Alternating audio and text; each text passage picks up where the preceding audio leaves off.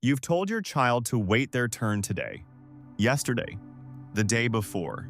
The number of times it worked? Still unclear. You're on the phone in the kitchen. Important call. Your child walks in. Mom.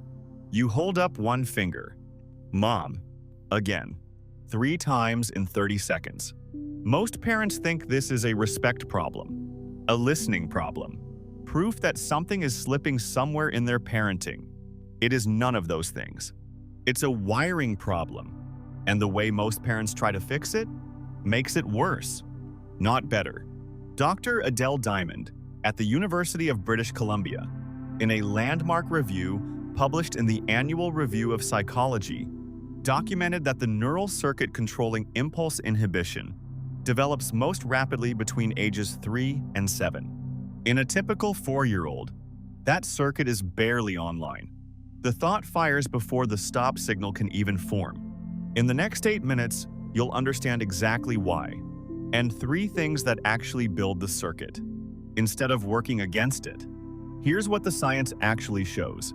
Your toddler is playing quietly. They think of something, and before they've even decided to speak, they've already said "mom" twice. Here's what just happened inside their brain. Every thought fires from deep in the limbic system, the urgency center. It doesn't evaluate, it doesn't time itself, it just fires. In an adult brain, there's a relay. The signal travels up to the prefrontal cortex, just behind the forehead, where it gets evaluated. Is this the right moment? Can this wait 10 seconds? That evaluation takes milliseconds. But it depends on myelination, the insulation coating the neural fibers that speeds the signal. In a 4-year-old, that insulation is still in its early stages. The thought fires. The wait command is still forming. And by the time the prefrontal cortex sends back, "not yet," your child has already said your name. Not defiance. Not disrespect. An incomplete circuit. So, what looked like a behavior problem is actually a brain development timeline, and that changes everything about how you respond. You've raised your voice about the interrupting, maybe more than once this week, and it didn't stop. Here's why, and it's not what you'd expect. In 2020, researchers at Utrecht University tracked 383 children from age 2.5 to 6.5. They measured inhibitory control, the ability to pause an impulse across 4 annual waves. What they found stopped them. Children whose parents responded with more correction and reactivity developed impulse control more slowly.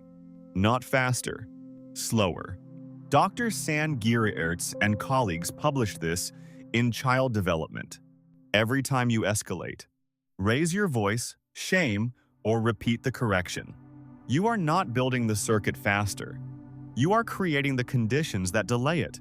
And this is where most parents get it completely wrong. There's a window open right now, 3 to 7 years old, when this circuit builds faster than at any other point in your child's life. Dr. Diamond's research confirmed this precisely. During these years, the prefrontal cortex undergoes its fastest myelination. But this growth is not automatic. It's activity-dependent. The circuit builds through practice, through repeated experiences of noticing an impulse and choosing to wait. Not through correction, not through lectures in the middle of the interruption, through the experience of waiting itself. Every time your child waits, even 10 seconds, the inhibitory circuit gets fractionally stronger. You are not teaching manners. You are wiring the brain. But there's one more thing, and this changes how you respond in the moment. Picture this. Your child interrupts. You stop, crouch down, and explain calmly, clearly, why we wait for our turn. They nod. 2 minutes later, they interrupt again. This isn't stubbornness. Explaining requires the prefrontal cortex to be active. But during an interruption, the child is already in impulse fire mode. The prefrontal cortex is overwhelmed. Talking to your child in that moment is like explaining traffic laws to someone mid-sneeze. The information can't land. In the moment, correction doesn't build the circuit. Low-stakes practice before the impulse does.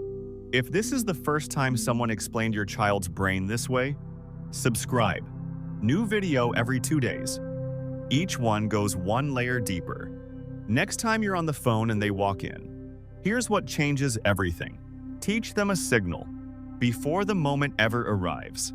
A hand on your arm, a tap on your shoulder, a quiet word only you two know. Practice it when there's no pressure. Hey, let's try something. When you want to say something and I'm talking, put your hand here. I'll put my hand on yours, that means I heard you. As soon as I finish, it's your turn. This works for a specific reason. The impulse gets somewhere to go. Your child can act on the urgency touch, signal, without speaking over you. And the short wait that follows? One repetition of the inhibitory circuit. The brain isn't being punished. It's being trained.